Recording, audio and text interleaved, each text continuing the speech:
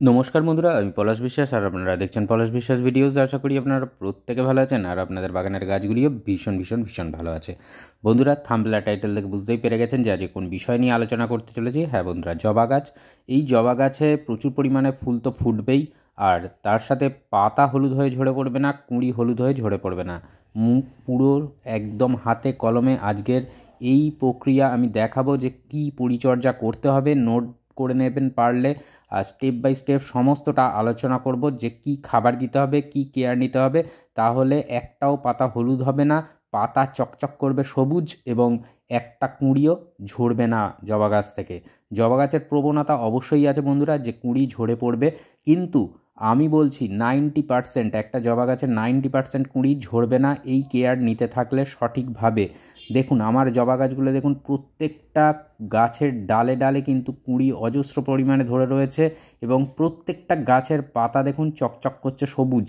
তো এই কেয়ার নিতে হবে। আমি কেয়ার আমার বাগানে নিয়েছি, পলাশ বিশ্বাস যেটাই তার বাগানে কেয়ারটা নেয় সেই কেয়ারে যদি সফল হয় তবেই সেটা আপনাদের সাথে তুলে ধরে, যাতে সহজভাবে সুন্দরভাবে আপনারা প্রত্যেকে বাগান করতে পারেন এবং একটুও না অসুবিধা হয়।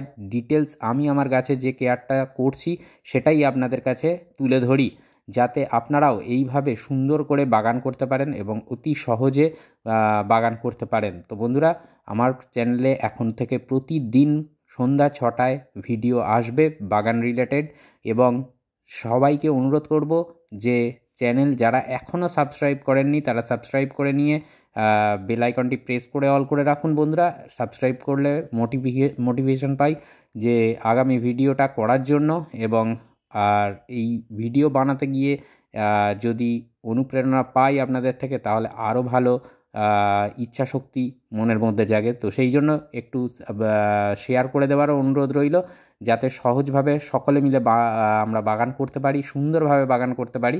তো দেখুন, সবার প্রথম যে কাজটা করছি সেটা হচ্ছে আগাছা দমন। কম বেশি যেটাই হোক, আগাছা হোক, সেটাকে আমাদের তুলে ফেলে দিতে হবে। আর এই কিছুদিন আগেই একটা বৃষ্টি হয়ে গেল, যার ফলে দেখতেই পাচ্ছেন মাটি কিন্তু ভিজে রয়েছে, আর একেবারে জ্যাবজ্যাবে ভিজে নয়। তার কারণটা হচ্ছে যে আমি যে জবা গাছের করি বা যে কোনো টবের গাছে করতে গেলে প্রত্যেকটা গাছে কিন্তু ওয়েল ড্রেনেজ সয়েল একেবারে মাস্ট। কারণ যত ওয়েল ড্রেনেজ সয়েল হবে তত কিন্তু আপনার গাছ শিকড় ভালো ছাড়বে, দ্রুত বৃদ্ধি পাবে, এবং জল না জমলে, হালকা ময়েশ্চার থাকলে জবা গাছ কিন্তু খুব খুব ভালো হয়। তো দেখুন, সবার প্রথম যে কাজটা করতে হবে, চারিধার দিয়ে ড্রেনেজ হোল না করলেও মানে একটা ড্রেনেজ সিস্টেমের মধ্যেও করতে পারেন, বা উপরের মাটিটা হালকা হাতে কিন্তু খুঁচিয়েও নিতে পারেন। দুভাবেই এই কেয়ারটা করতে পারেন। তো আমি দেখুন এইভাবেও কিন্তু মাটিটাকে খুঁচিয়ে নিয়েছি বা খুঁড়ে নিয়েছি। আপনাদেরকেও অনুরোধ করব যে এইভাবে কিন্তু হালকা হাতে খোঁচাবেন, যাতে ফিডার রুটগুলো ক্ষতিগ্রস্ত না হয়, সেই দিকটা একটু মাথায় রাখতে হবে।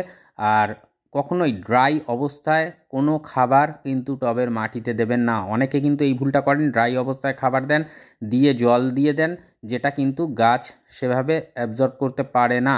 তো সেই জন্য বলবো মাটি হালকা ময়েশ্চার থাকবে, তার মধ্যে খাবার দেবেন। যে রাসায়নিক খাবারগুলো আছে সেগুলো কিন্তু দ্রুত কাজ করবে, জবা গাছ কিন্তু অনেক দ্রুত গ্রহণ করবে সেই খাবারগুলো।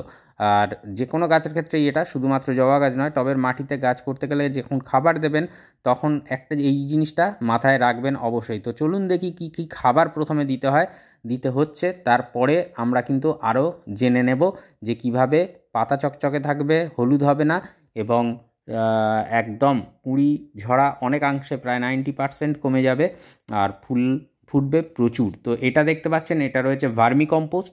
হাতের 1 মুঠো পরিমাণে আপনারা নিয়ে নেবেন, যতটা আপনাদের হাতের মুঠো হয় সেই 1 মুঠো পরিমাণই নেবেন, কোনো সমস্যা নেই, কোনো মাপার নেই। 2 টেবিল চামচ নিয়ে নিয়েছি নিমখোল। নিমখোল কিন্তু একদিকে নিউট্রিশন যোগায়, অপরদিকে কিন্তু মাটির থেকে যে সমস্ত পোকামাকড় থাকে তাদেরকে দূর করে, সাহায্য করে, গাছকে তিতো করে, যার ফলে কিন্তু রোগ পোকা আক্রমণ অনেকটা কমে যায়। এই নিমখোলের ব্যবহারটা অবশ্যই করতে হবে। 2 টেবিল চামচ কিন্তু আমি নিমখোল নিয়েছি। আর এটা দেখছেন, এটা অনুখাদ্য, তো অ্যাগ্রোমিন ম্যাক্স আছে এটা। তো আপনারা যে কোনো অনুখাদ্য আপনাদের কাছে ডাস্ট ফর্মে থাকলে সেটা নিয়ে নেবেন। অবশ্যই এই খাবারের সাথে মিশিয়ে নিতে হবে, কারণ আমরা এনপিকের পাশাপাশি এইগুলোকেও দিতে হবে আমাদের গাছকে। তো অনুখাদ্য পাতায়ও স্প্রে করতে পারেন যারা মাটির সাথে না মেশাবেন। তো এটা দেখছেন, এটা ম্যাগনেসিয়াম সালফেট বা এপসাম সল্ট যেটা, সেই জিনিসটা। তো এপসাম সল্ট কিন্তু ভীষণ ভালো কাজ করে গাছের পাতা চকচকে সবুজ রাখার ক্ষেত্রে এবং সালোক সংশ্লেষ ঘটানোর ক্ষেত্রে ম্যাগনেসিয়াম সালফেট। আর এইটা দেখতে পাচ্ছেন, এটা ডিএপি দানা নিয়েছি, 12 থেকে 14 দানার মতন ডিএপি আছে, 12 ইঞ্চির টব। তো সেই জন্য তো আপনারা 10 ইঞ্চি হলে 10 থেকে 12 দানার ডিএপি নেবেন। আর এটা দেখতে পাচ্ছেন, এটা হচ্ছে হিউমিক অ্যাসিড। কিন্তু এর কাজ কিন্তু মারাত্মক বন্ধুরা। এ কিন্তু খাবারগুলোকে দ্রুত ভাঙতে সাহায্য করে এবং শিকড়ের সাহায্যে গাছে পাঠাতে কিন্তু অনেক অনেক সাহায্য করে। তো সেই জন্য হিউমিক অ্যাসিডটা অবশ্যই আনিয়ে রাখবেন, বাজারে কিন্তু খুব বেশি দাম নয়। তো এটা দেখতে পাচ্ছেন, এটা পটাশ। যারা লাল পটাশ ইউজ করেন না, সাদা পটাশ নিয়ে নেবেন। সাদা পটাশ মানে এসওপি যেটা, সেটা ইউজ করতে পারেন। তো সালফেট অফ পটাশ। আর এটা দেখতে পাচ্ছেন, এটা রয়েছে হাড় গুঁড়ো। আর পটাশ রয়েছে 1 টেবিল চামচ, আর হাফ টেবিল চামচ রয়েছে হিউমিক অ্যাসিড। তো আর 1 টেবিল চামচ করে রয়েছে হাড় গুঁড়ো, শিংকুচি 1 থেকে 1.5 টেবিল চামচ অবধি নিতে পারেন আপনারা। তো এইভাবে কিন্তু কেয়ারটা নিতে হবে। অনুখাদ্য হাফ টেবিল চামচ রয়েছে, আর ম্যাগনেসিয়াম সালফেটও হাফ টেবিল চামচ রয়েছে, বা এপসাম সল্ট যেটাকে বলে। এরপরের যে কাজটা ভীষণ গুরুত্বপূর্ণ। খাবার তো আমরা দেখে নিলাম বা বুঝে নিলাম যে কিভাবে আমরা খাবারটা দেব। এরপরে মানে কী কী খাবার দেবো, এরপরে যে কাজটা করতে হবে সেটা সবচেয়ে গুরুত্বপূর্ণ কাজ। অনেকেই কিন্তু যা হোক তা হোক করে মিশিয়ে দেন। আমি বলবো যে যা হোক করে মেশাবেন না, আপনারা কিন্তু খাবার খুব ভালোভাবে মেশাবেন, যাতে প্রত্যেকটা উপাদানের সাথে ভীষণ ভালোভাবে মিশে যায়। এটা কিন্তু একটা গুরুত্বপূর্ণ কাজ বন্ধুরা। কারণ আমরা যখন খাবারটা দেবো, এটা মাথায় রাখতে হবে মাটির মধ্যে, যাতে গাছের শিকড় সব জায়গা থেকে সমানভাবে সমস্ত খাবারগুলোকে গ্রহণ করতে সক্ষম হয়। সেই দিকটা মাথায় রেখে আমাদের কিন্তু প্রত্যেকটা খাদ্য উপাদান প্রত্যেকটার সাথে যাতে খুব ভালোভাবে মিশে যায়, সেই কাজটা আমাদের কিন্তু অবশ্যই ভালোভাবে করতে হবে। তো খুব ভালো করে মিশিয়ে নিলেন খাবার। এরপরে মাটি যারা খুঁচিয়ে নেবেন, আমি যেরকম খুঁচিয়ে নিয়েছি, তারা কিন্তু মাটির উপরে দিয়ে মাটির সাথে ভালোভাবে মিশিয়ে নিতে হবে খাবারগুলোকে, দিয়ে জল দিয়ে দেবেন। আর যারা ড্রেনেজ সিস্টেম সাইড দিয়ে যে নালা করে আমি যেটা দেখাই, খাবার দিয়ে মাটি চাপা দিয়ে দেবেন, তারা মাটি চাপা দিয়ে জলটা দিয়ে দেবেন। আর যারা হচ্ছে এরকম আমি আজকে যেটা দেখাচ্ছি, মিশিয়ে নিয়ে খাবার, তারপরে কিন্তু জল দিয়ে দেবেন। আর জল ভরপুর জল দেবেন। দেওয়ার পরে 2 দিন আর জল দিতে লাগবে না, বা 2 দিন আর জল দেওয়ার প্রয়োজন পড়বে না। তারপর থেকে যেরকম নিয়মিত জল দেন গাছের চাহিদা অনুযায়ী, সেই রকম কিন্তু জল দিতে হবে। এরপরে যে কাজটা করতে হবে সেটা হচ্ছে গাছ থেকে রোগ পোকাটাকে কিন্তু দূরে রাখতে হবে বন্ধুরা। সেই জন্য আপনাদের সপ্তাহে একবার করে অন্তত নিম অয়েলের ব্যবহারটা কন্টিনিউয়াসলি করতে হবে, সপ্তাহে একবার করে। আর এর সাথে এই যে খাবার দিলেন, তার 3 দিন পর থেকে সরিষার খোল পচা জল চালু করবেন। এবং এখন কিন্তু সপ্তাহে একবার করে সরিষার খোল পচা জল পাতলা করে আপনাদের দিতে হবে জবা গাছের ক্ষেত্রে। আর অবশ্যই এই খোল পচা জল দেওয়ার পরের দিন, মানে যেদিন খোল পচা জল দিলেন তার পরের দিন আপনারা একটা প্ল্যান্ট গ্রোথ রেগুলেটর স্প্রে করে দেবেন। সেটা যে কোনো প্ল্যান্ট গ্রোথ রেগুলেটর হতে পারে, বুস্টার 2, মিরাকুলান, প্ল্যানোফিক্স, এরকম প্রচুর কিন্তু পিজিআর পাওয়া যায় বাজারে। তো আপনারা অনলাইন থেকে অথবা অফলাইনে ফার্টিলাইজার শপে গিয়ে বললেই আপনারা পেয়ে যাবেন। তো ব্যবহার বলি এইগুলো রয়েছে আমার চ্যানেলে, একটু খুঁজে দেখে নেবেন বন্ধুরা, আশা করি উপকৃত হবেন। তো দেখুন, এইভাবে মিশিয়ে নিতে হবে, মিশিয়ে নিয়ে মাটির সাথে কিন্তু জল দিয়ে দিতে হবে। আর এই যেটা বললাম যে এই যে খাবারটা মাটিতে দিলাম, এই খাবারটা কিন্তু মাসে 2বার দিতে হবে। আর অবশ্যই গাছে বুস্টার 2 বা মিরাকুলান কিংবা প্ল্যানোভিক্স, মানে যে কোনো পিজিআর দেওয়ার 3 দিন পরে আপনাদের কিন্তু অনুখাদ্য গাছে স্প্রে করতে হবে।